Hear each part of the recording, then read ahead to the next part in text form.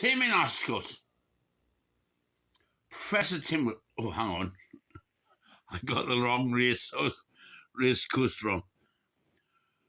Professor Tim Wilson in Epsom doing panto at the moment. He got a bit of a cold. Oh, well, whatever. Baddies. My God. Is he fighting on? Fighting on to the end. I hope he'll be all right. Oh, shit. What's getting on now?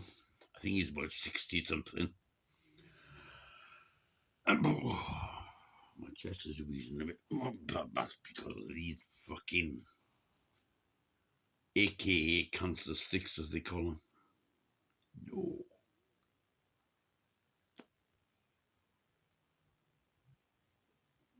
They just give you puff the magic. No, they just give you a bad cough, that's all. Once you get into the fresh air. But it must be quite bad, Tim.